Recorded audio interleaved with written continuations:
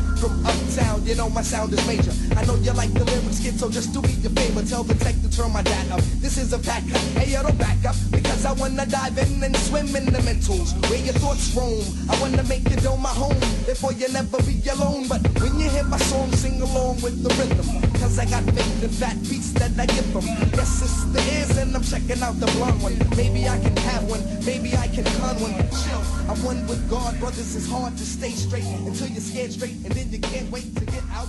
Oh, monkeys everywhere. Monkeys, monkeys, monkeys. I think there's way more than 100 of them around now. I'll tell you what, just in the last couple of weeks, I've noticed another increase in the energy. The general ambient energy seems to be building again, and it almost feels a little bit like it did right before December 21st last year, as far as the way the energy's building. And I haven't quite narrowed this down. There's something that's tied to the planet's energy, or Mother Earth's energy, that's associated with this, and it's a blend of that and something else that I haven't quite put my finger on, Ramon. It's well, it might be also the solar flares we've been getting this week. Yeah, that's definitely in there. That's definitely in there. And you know, we're just little babes walking around in this world as far as our understanding on how different celestial bodies actually affect our planet. I mean, especially the sun. I mean, the stuff that happens on the sun and it's becoming much more apparent nowadays how much effect it truly has on geological events. I mean, earthquakes and volcanoes and storms and that sort of thing. I mean, people are really starting to, they're paying really close attention, and they're really starting to tie the stuff that's coming off of the sun into the events that are happening here on the planet. So yeah, there might be something there, but I'll tell you what, I feel like I said, it's a building, another I don't know, an era of building energies. So we'll see how this pans out. I feel like it's going to hit a crescendo or something of some sort here before too long. So, hey, you know, the surface tension of a bubble right before it pops. So I think we're all going to turn into goldfish. So why goldfish, Ramon? Why not? Is that must have been the first thing that popped into your head, right? Yeah. So you can find us on Facebook, Vimeo, YouTube, all those different medias, Twitter, and make sure you find us. Also, let's see, we still have the series thing. If you haven't seen that, you should check it out. The series disclosure documentary. You can find that with us, and now they have like a special deal that they dropped it down. I think a couple bucks. So. Yeah, it's definitely well worth the watch, guys. I mean, it's a very well made and some really good information in there. Yeah, that'd be cool. All right, Tom. So we have someone special here today. Yeah, right up my alley. We've got Graham Nicholls with us. Graham Nicholls is an author and artist born in London, England. From a young age, he underwent various unusual experiences, including visions, clairvoyant perceptions, and later out-of-body experiences. He first came to public attention as an artist exploring psychology and consciousness through specially designed technological environments, the largest of which was exhibited at London's Science Museum in 2004. More recently, he has been focused on writing, with the publication of Avenues of the Human Spirit, his first book, and Navigating the Out-of-Body Experiences, following soon after in April 2012. Over the last decade, he has lectured widely on his spiritual, social, and psychical viewpoints, both in the UK and abroad at venues such as Cambridge University, the London College of Spirituality, the Theosophical Society, and the Science Museum. You can check out his website at www.grahamnicholls, that's 2 L's on Nicholls.com. And welcome to the 100th Monkey, Graham. Thank you. It's good to be here. Yeah, so, this subject of out-of-body travel is near and dear to my heart. I personally had a spontaneous out-of-body experience in 1989. And it was one of those where I was laying in bed meditating, and I had that rush. It felt like a freight train. The vibration increased so fast, and pop, I went through the roof of the house, and my heart started beating real fast. I was going, oh my God, what's going on? And I went wham, right back through the roof into my body. And after that experience, now I didn't wholly focus on trying to recreate it. That was right in the initial stages of my wake up process.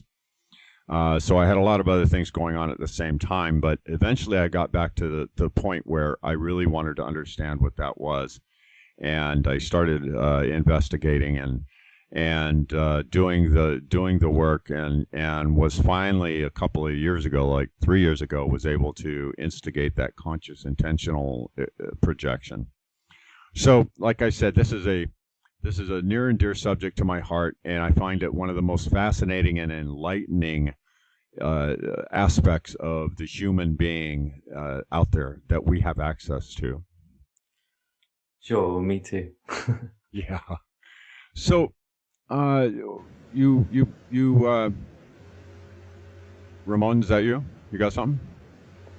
Yeah, I was gonna say, what was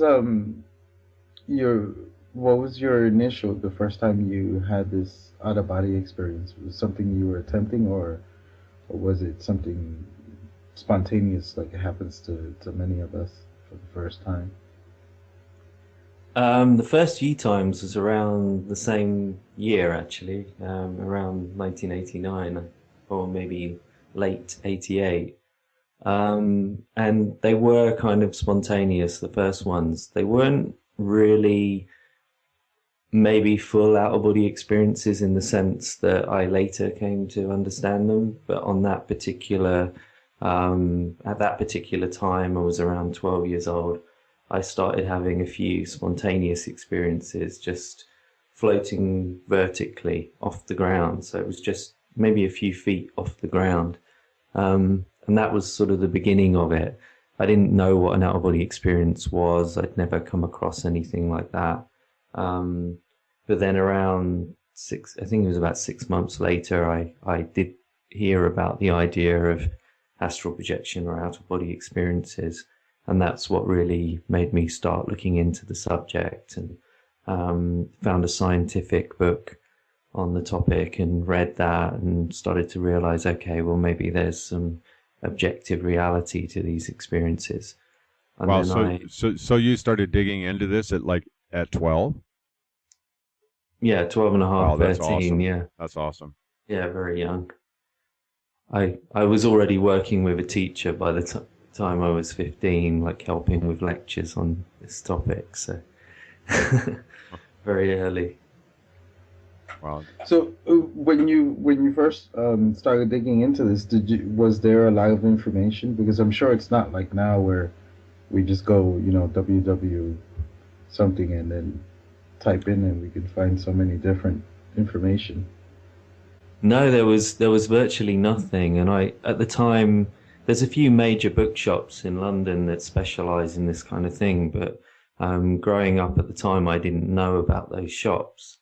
So I just went to an ordinary bookshop off of Oxford Street in the centre of London and just looked in the kind of New Age alternative section.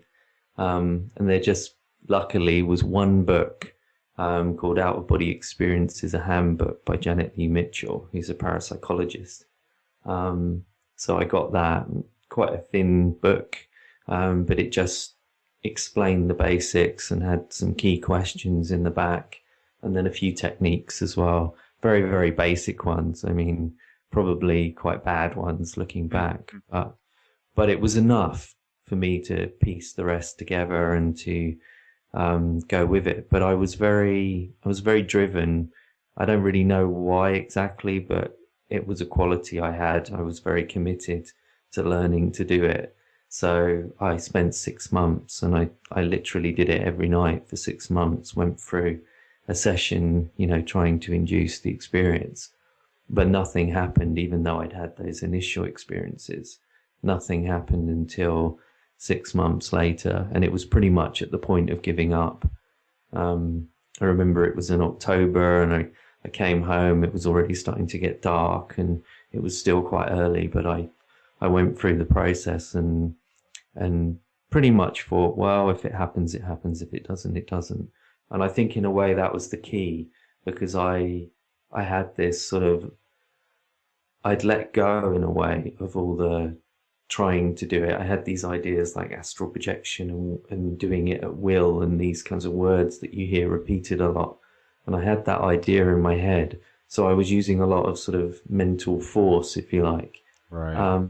And it was actually when I let go of that, and I didn't use the sort of force or the tension or any of that, and I actually went with the experience, that was when I had a very dramatic, the first one was quite dramatic, out-of-body experience. It felt like I was hit by a bolt of lightning or something like that. It was a huge surge of energy, and it just flung me maybe 6 feet into the air, looking down at myself. It felt almost like physical, like I'd been flung into the air, but then I didn't come down again.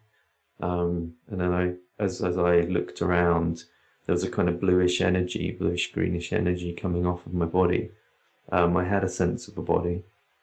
And then underneath me, I could just see the outline of a figure. I kind of recognized that it was me because it had my features and, my appearance, but it didn't feel any real relationship to me in a kind of an emotional sense. So that was really the first proper experience, I would say. What actually what brought you back to your body in that experience?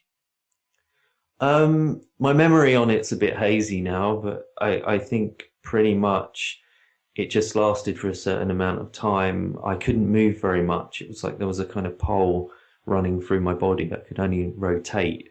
I couldn't lift myself up or move very much. And I just, as I sort of tried to move more, I think that was actually what brought me back to my body or something along those lines. I just, at some point during that process, it just brought me back. But like I say, my memory is quite hazy now. There's you mentioned that the expectation that you had of doing the out of body was a blockage. The intention or the force that you were putting behind it to do it, I'm gonna do it type force, was a huge blockage for you. I definitely have to concur with that, because I've noticed the same thing myself. The more you try to force it or try to do it, it seems like I get pushed back, or not pushed back, but it just doesn't happen. I just don't get to that right spot. Yeah, unfortunately, there's quite a lot of misleading language used on this topic. Things like the word projection in astral projection, and the idea of people always say to me, "Can you do it at will?" And I always shy away from that term because it just does suggest something that's not very descriptive of how the experience is, in my understanding.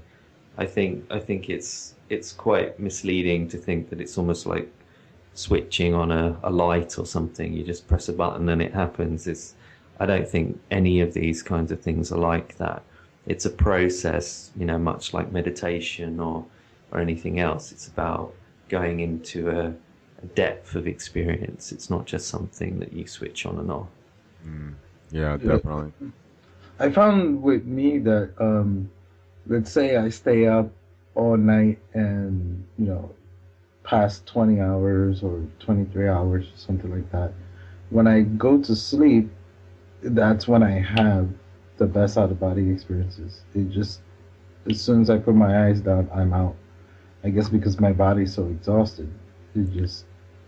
Exhaustion is a key factor. I think actually there's a lot of talk about relaxation, but I tend to kind of lean towards that actually exhaustion might be a more effective way of inducing the experiences. And sleep interruption as well, or some kind of extension of waking hours. Definitely working with your sleep patterns is quite a key thing. In my second book, I talk a bit about chronotypes, whether someone's sort of more of a morning person or a nighttime person, that kind of thing, because I think that can be used to your advantage. There's often characteristics that people have. So I try to look at the person in a very holistic way in my approaches to doing things, so that it's not just about a technique, it's about looking at the whole person and what their character traits are and what their skills are, etc. Yeah, so as far as the right time or a better time to do it, so I consider myself a morning person. I mean, I'm up early and I'm up and going. So would you say that if a person's a morning person, that attempting this or doing this in the morning is more conducive to success? Yeah, I think it's about paying attention to you and what's specific about your makeup. So yeah, if that's your optimum time, then I would say do it at that kind of time. For example, if you're a morning person and then I was to give you instructions to do a session late in the evening or something, then probably you're going to fall asleep, because if that's usually a sleep time, or you're not at your optimum at that time of day, then it's probably going to just result in something like that. So it's going to be an unproductive way of doing things. So yeah, I usually say work with the person, work as you are as an individual. Some people work better going into sleep, the hypnagogic or gogic state, and some people work better coming out of sleep, the hypnopompic state. So there's these two sort of key times in a way that are very useful to look at. I'm more of a going into sleep. And then of course there's the people who have experiences during the night while they're asleep from lucid dreams and things like that. Right. That's never been much of a skill of mine, but some people find that a good way to induce an OBE. But so there's sort of different times that are better for different people and different approaches. Yeah, Ramon likes to do it from the dream state, go from the dream state into that. Well, he has a combination of both out of body and lucid dreams from that state. Yeah, it really depends, because if I do the up all night, I know I'm gonna have an out of body experience, and usually it's right, a few minutes after I fall asleep. But I don't even have a dream state with those. Where the other ones, like Tom was saying, I'll go right into it. But there's been other times where I think this one I've only done twice, where I'll go into the hypnagogic state and don't even fall asleep, and then I realize I'm stuck. And then once I'm stuck, okay, relax and then roll out. So I've noticed that different people have different ways of coming out. For example, Tom always has the rush, and where I do the thing where I get stuck. And then there's other people that just pop out. Mm-hmm. Is that, would you find that normal, that it depends on the person, or? Oh, completely. That's my whole approach. I mean, that's the difference in a way about my book and the angle I took on and take on my teaching with this kind of work is basically the beginning part. I think it's chapter 4 of the book. There's a whole section on creating a profile, because I want to get this sense of looking at your own experiences, whether you've had any kind of OBEs in the past, when they happened, how they happened, did you have the vibrations, didn't you have the vibrations, all of these kinds of things. And as you map out your particular makeup, then you can select the most effective techniques to work with your makeup. I've never been into this sort of one-size-fits-all kind of approach that you get with a lot of books. The author will write down the approach that worked for them, but I realized very quickly that I would work with one person and this would be a very effective technique, and another person, that same technique would be completely ineffective. So it was about realizing that you need to cater to the individual and you need to explore what's unique about that individual. So that's kind of very much where I'm coming from in my whole approach to this area. Have you noticed anything about the belief structures that the people have, and anything that you would term or maybe suspect is sort of a prerequisite as far as what their belief structure is going into this? Do you mean what's helpful as a belief system or unhelpful? Right. Right along those lines. Have you noticed that there's, a spiritual person, or believing in reincarnation or God, a higher force, any of those things that you've noticed as commonalities for successful people, and that are lacking from people that maybe are really struggling with getting through with this? I would say the people who are usually successful quickest are people who are positive, think outside the box, not passive in the process. That's quite key. People who sit there as if they're in school and don't engage fully and just follow instructions in a very, robotic way, will tend to find the process harder. Because I think with OBEs and a lot of this kind of work, it's about responding to subtle cues and subtle shifts in your own energies and things like that. So if you're working in a very robotic way, those kinds of people often miss those subtle cues, or they get frustrated because it's not happening in a pre-planned way that they can fully understand and just follow. So people who are very responsive and flexible, open, creative, positive, those kinds of traits really are the people who succeed most effectively. And I guess not having preconceptions as well. One of the things I have to deal with is kind of getting people to unlearn what they might have already come into contact with, preconceptions about silver cords or chakras or different aspects of how the experience might be. And if they're too ingrained in those kinds of ideas, then that can hold them back as well, I've found. Right. That whole silver cord thing's always blown me away because I've never seen it.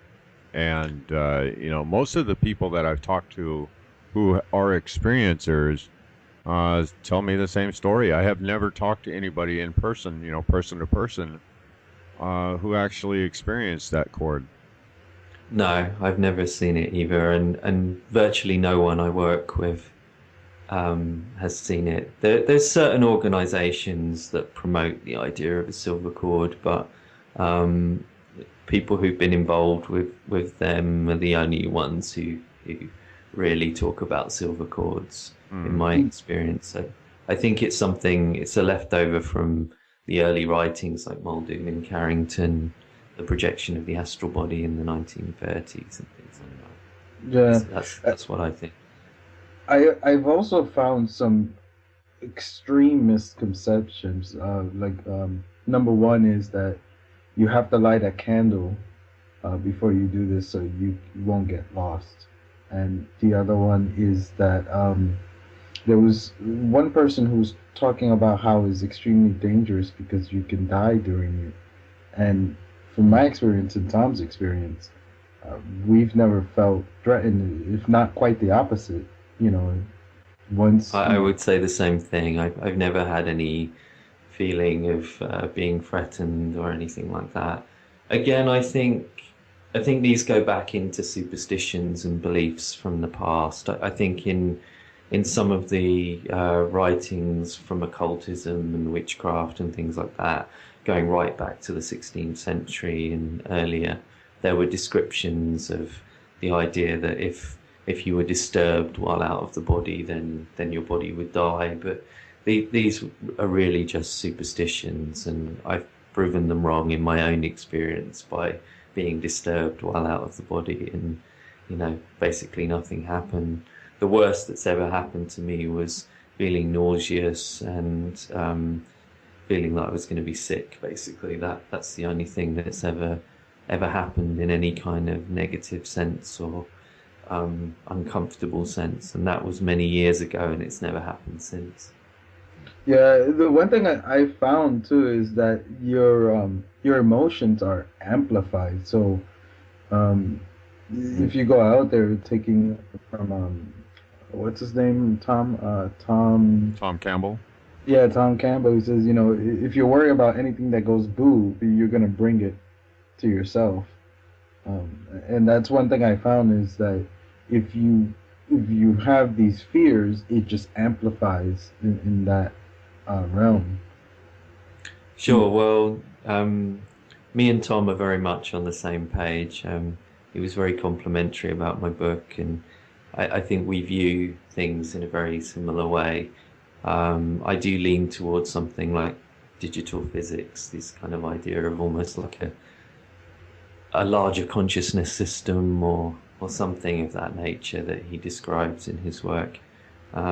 It seems to be very close to what I've actually experienced, and how the whole process seems to be about sort of stripping things away, getting rid of the beliefs and the preconceptions as much as possible, and getting much closer to the real experience that way, I think. I agree.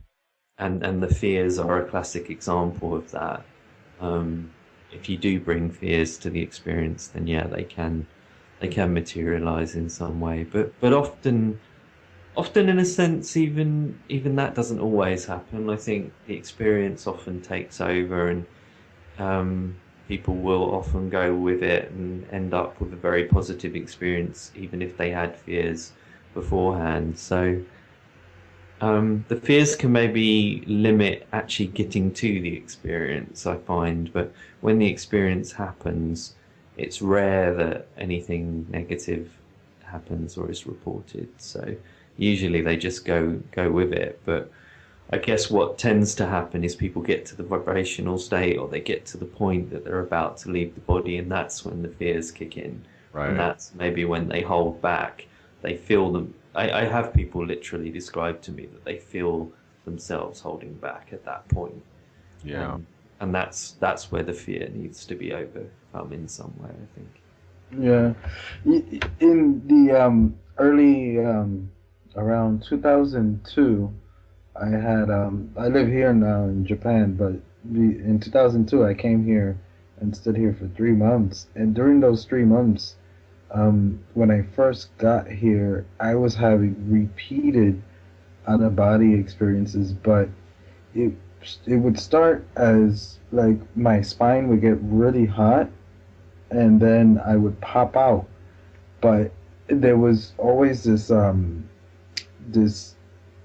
it's like a stereotypical Japanese horror flick kind of thing. There would be this woman that should be draining my energy, and I would have, I wasn't experienced at that time with any of it, so there was a lot of fear. And every time I would wake up, I would be exhausted. And it just, that was consistent during that time. And it would be so much that I would go to sleep early because I would have to go to work the next day, and I would pass.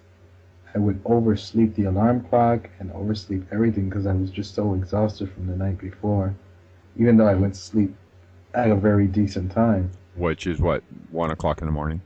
No, this is I would be in bed by 10 and have to wake up at 9 and oversleep and wake up at 11. Wow. From these experiences. I Do you don't think have those experiences. Go ahead. Sorry. Do you think that could have any relationship to sleep paralysis? It sounds kind of along those lines. Yeah, it will always start as a sleep paralysis, and then I would pop out, but it would take so much energy just to pop up. And during the out of body experience, I would be so exhausted. Um, and it sounds like a kind of crossover, like there was, you were taking maybe a bit of the sleep paralysis into the experience or something along those lines. Yeah, it was weird because one night it was extremely terrifying because when I popped out, I was exhausted and I saw this woman like floating there, and the dogs were barking at her. So I knew there was something there, that it wasn't just, part of a dream, because the dogs were barking and I could see them in from my astral point of view. And when I finally popped back in, they were still barking at that. And then I guess it must have gone away because they stopped. The place I was staying, she had two dogs, so that was a weird experience for me. So what, Graham? I guess this will tie in with Ramon's statement there. Have you noticed any sort of? Have you gotten into any of those realms where there's those vampiric type malevolent entities that are roaming around in the dimensions? I haven't personally, no. I haven't come into contact with any negative anything really. So no. Yeah. I had one experience, and I can't really call this negative. It was more of I think it was describing a situation that was happening in third dimension that metaphorically showing me something. But I found myself surrounded by 5 women, and there was a host of others in the shadows behind them. And they were doing something similar to what Ramon was talking about. Was they were trying to get through my. I carry a personal bubble of my shield bubble, whatever you want to call it. I've never really got a good name for it. But my energy field, I actually have built all my own personal protections into. And they were all clawing at this bubble, and I said basically said no, be gone, and they were gone. I sensed a lot of different things from them, but as far as negative, that's the closest I could say that I've ever personally experienced, and I didn't really feel any threat or fear through that whole situation. So. But I have heard from people that there are definitely some realms that you can pop into that are not very pleasant. Well, sure. I think again, it's an interpretation thing, isn't it? As well. I think sometimes people will see something that may just be something like a figure or whatever, and you can interpret that in a negative or a positive way. I think people often see shadow figures. That's very common, that people will perceive someone in an out of body state as a kind of shadow, even when they meet whilst out of body. I had a student recently who met with his young son while out of body. His son was also having an OBE, and they met. But they both looked like shadows to each other.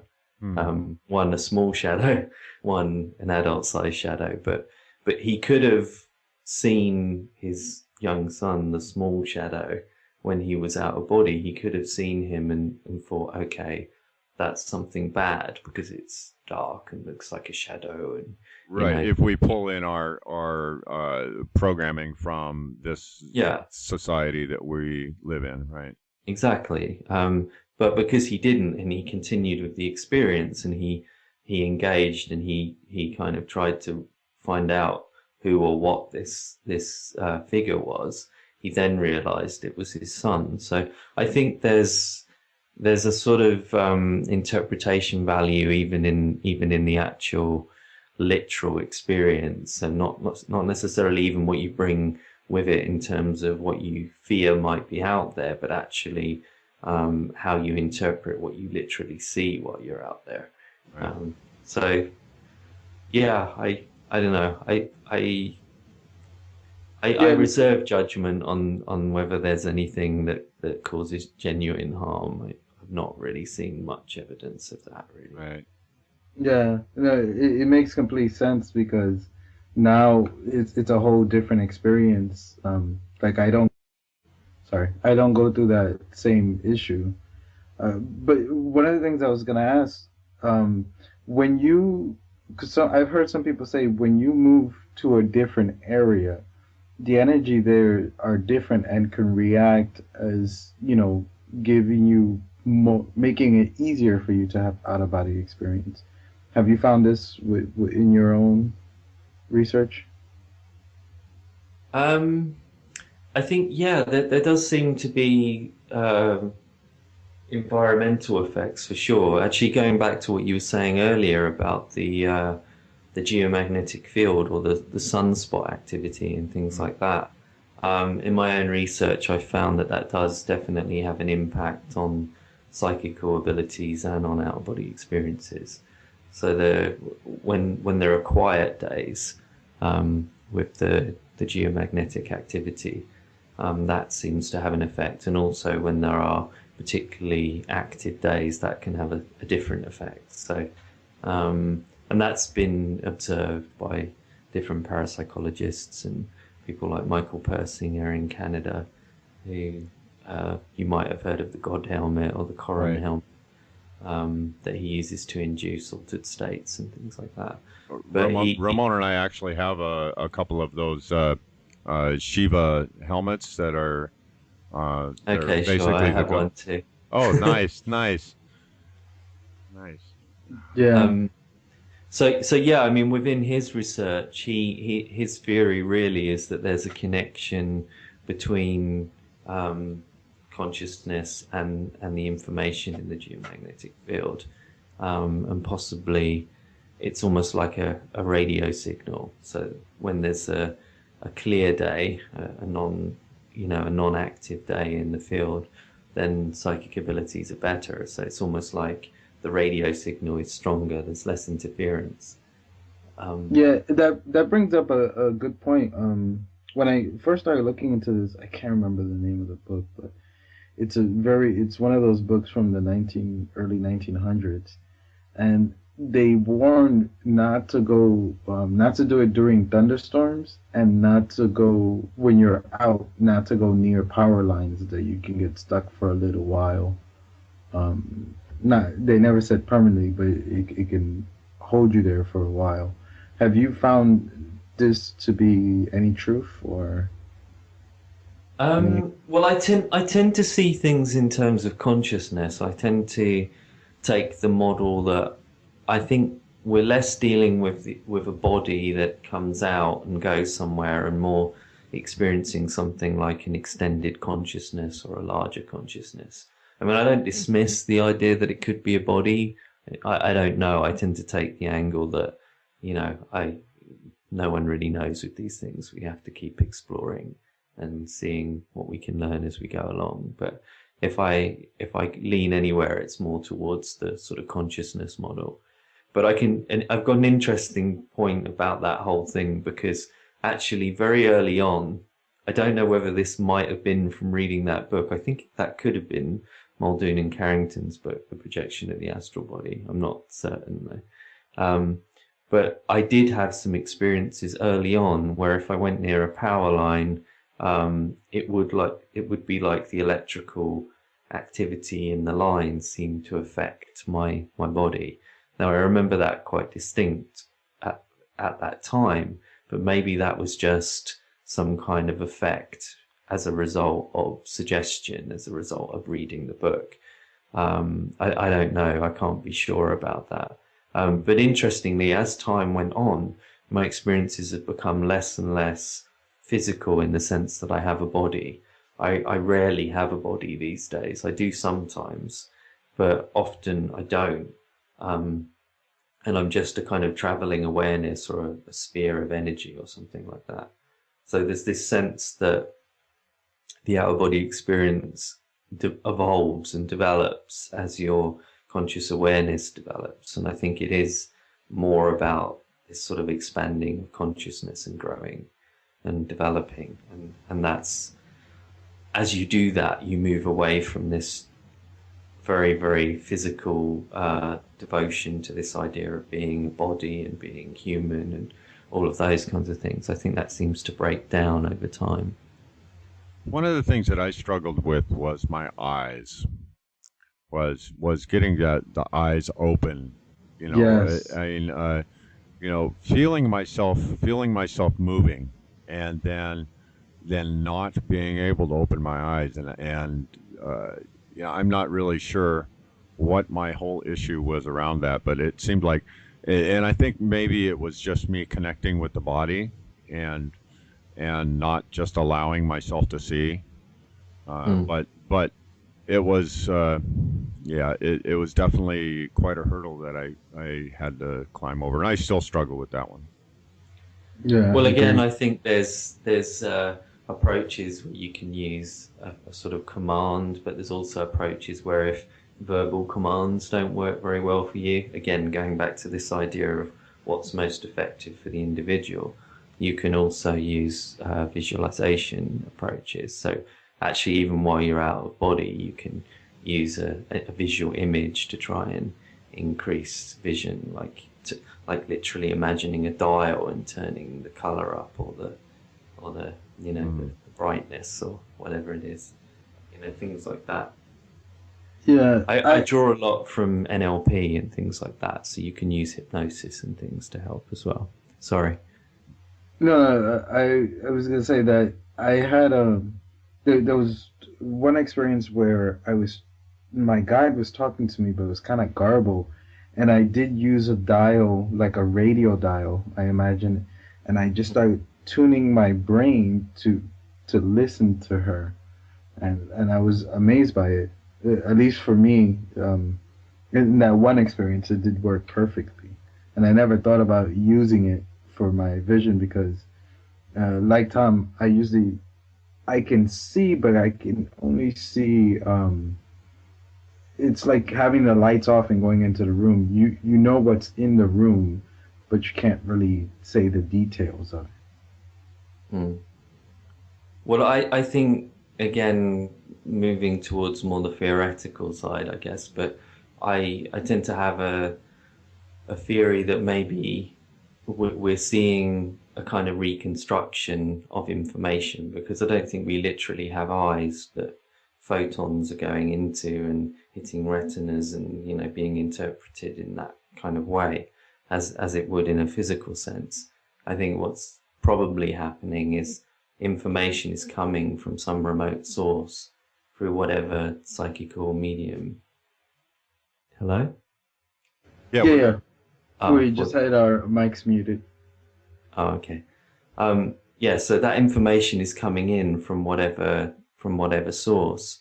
But then I think there's maybe some translation process goes on in the usual way that the brain does translate, because even in our normal visual awareness, we see through a translation. There's the information that comes into the eyes, but then that image, that picture that's reconstructed is literally not what's actually out there. It's a simulation in some senses, and, you know, the brain fills in the edges, etc. We know that's the case. So I wonder if something like that might be happening in the out-body experience as well. And then there's this whole idea of, I'm starting to look at this idea of low light now, that if you're in a low light situation, then a different cells within the eyes activate. And those cells within the eyes are on the blue-green scale, which kind of goes back to what I was talking about with some of my experiences, this sort of blue-green energy. Some of my OBEs I've seen in a kind of cerulean blue, this kind of bluish grey tone. But again, you would expect that if the eyes were seeing in low light. So I do wonder if maybe there's this translation process that's happening from the brain. So the information isn't coming through the eyes, so the brain is activated into the low light setting, if you like, and then there's a translation of the information in a way that makes sense. So you end up with something that looks blue or green or dark or etc. That's just an idea, but I'm trying to look at what happens in the experience directly and then try to explore what might be going on. Right. Yeah. So a lot of people have talked about having that 360-degree vision. Is that how you experience it also?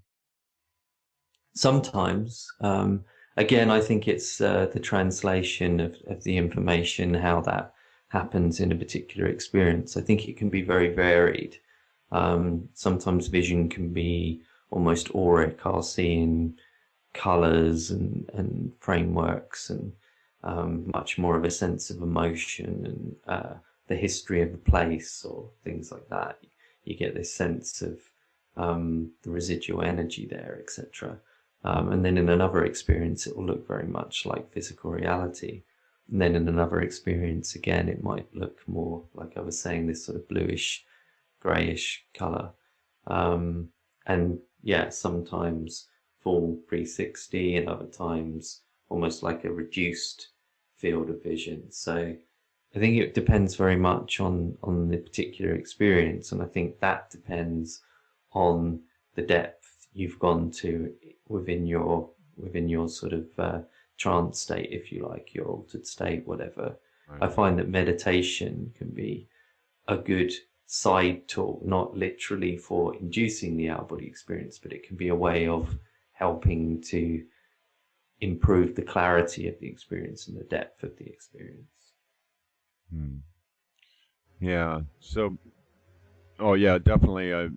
For me, that's where I was able to finally get back to that spot was through the meditation myself, and it seemed to be, everything seemed to be tied with my whole chakra system, and the meditation process that I began doing when I was able that I finally was able to have that conscious intentional expression out of body was just basically I did an exercise for lighting up the energy in all my chakras, or my whole body. I started with my big toes and worked my way up, and that seemed to, and as I passed each chakra, through visualization, I lit them all up, so to say, vibrationally, to where I was actually able to get a physical sensation in each one of those centers, until once I got to the throat chakra, that's when I launched out. But I guess the question is, what associations with the chakra system have you experienced or noted with the out-of-body experience? Only possibly things that you could correlate with Kundalini or Kundalini awakenings. Sensations with the spine, the idea of energy, moving within the body, big emotional shifts connected with that kind of physical sensations. I'm not just talking from my own experience, but people I work with as well. But because I don't start from any belief system or any framework to begin with, the chakras haven't, in my experience, come up. Only, like I say, this idea that you could relate to maybe Kundalini or something like that. Right. Interesting. Well, one thing I hear a lot of people say is that you can find like schools or a type of, some people call them universities, in the out-of-body realm or realms, Have you experienced anything like that, or certain groups that meet? Oh, you're talking about like a consensus reality that has been put together out there in the nether realms? Like a universe, not a universe, a university, like an actual school. Not in a literal sense. I guess that stuff tends to remind me more of lucid dreaming or something.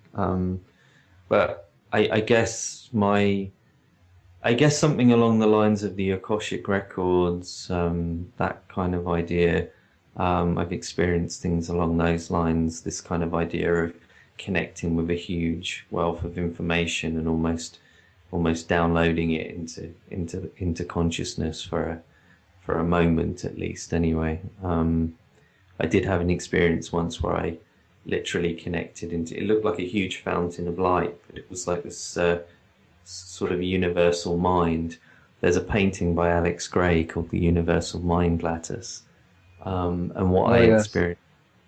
What I experienced looked very much like that painting. And I went right into the center of it. And in that moment, it felt like I was experiencing the minds of millions of people, infinite amount of information and knowledge all in a split second. It was one of the most amazing experiences I've had. But that was something akin to this idea of information and this vast knowledge out there. But I haven't come into contact with anything literally like a university. We're down to the last 5 minutes of this segment, and I definitely want to get into one of your most profound experiences that you had, but we'll get into that in the next hour.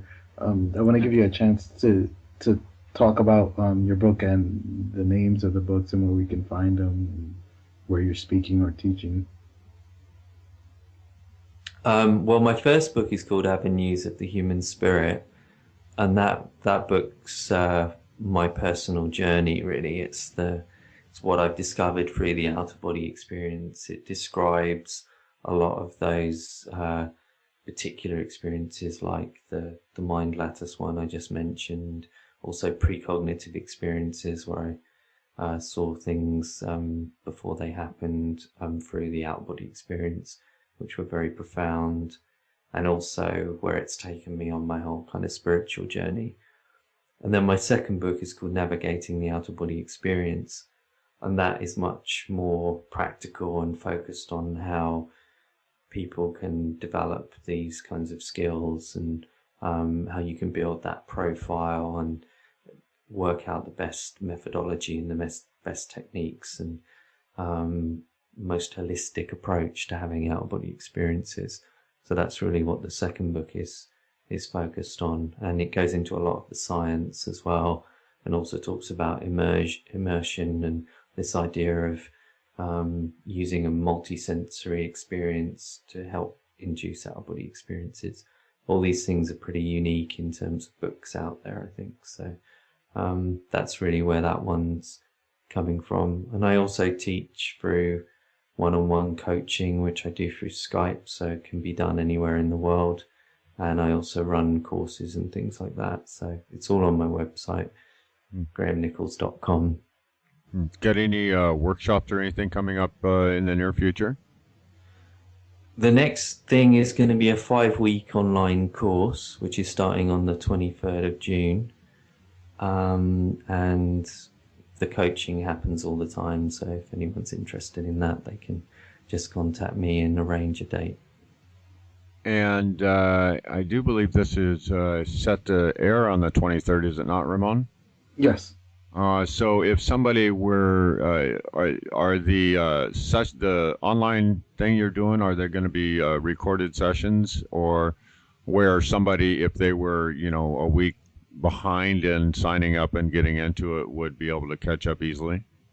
Yeah, sure. All the sessions will be recorded, so if anyone misses a session, they can listen to it back. Oh, that'd be awesome. That'd be awesome. Okay. All right. Well, I guess we'll I don't even know what music are we using, Ramon. I was just thinking about, is there any music we have that relates to out of body? But I'm not sure. Well, yeah, there's probably something there. How about a little classic Hundredth Monkey music? The Inner Soul? Yeah. Okay, yeah. Okay, so this is, we're going to let Inner Soul, It's the Right Time, take us out of here tonight. And for all of those listening on YouTube and online, anywhere you maybe have downloaded this at, iTunes, blah, blah, blah, blah, all those other places. If you are not a member of the Hundredth Monkey Radio and want to check out all our second hour content, I would strongly urge you to visit our website at www.thehundredthmonkeyradio.com and become a member and help support all the work that Ramon and I are doing with the show here. And let's see, anything else? I guess that's it. Oh, sorry. I was just going to say, if you're tired of the commercial stuff, support your underground stuff. Something like that. All right, guys. Condemnation without investigation is the height of ignorance. The love you deny is the pain you carry. And wherever your imagination takes you, the technology will be there. Namaste. We'll see you in the second hour. Until you're scared straight and then you can't wait to get out. Then you shout, damn, I got freedom. Unless it's being taught like, man, I know you need one. The right time to make you free your mind. Wake up. If you missed it, then press rewind. It's the right time to make you free your mind. Wake up. If you missed it, then press rewind. It's the right time to make you free your mind. Wake up. If you missed it, then press rewind. It's the right time to make you free your mind. Wake up.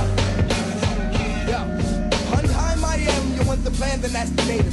Shouldn't tell an artist not to be creative. You see, the motive is to control more than this did. Hitless enoughness in the soul, and I bring much more than your average MC. Please give me a break, man. Let me be me, so I can be free to do as I please. See what I see, be who I be. And yo, act like me. I got the rhyme and my timing from the center. Lyrics on the brain, even when I start to enter. The beats I'm bending, the vibes I'm sending, it's pleasure, never better. Even though shit is a mess, I never stress, in touch with insight, therefore I'm blessed with the armor. Tell your mama, but kill the drama.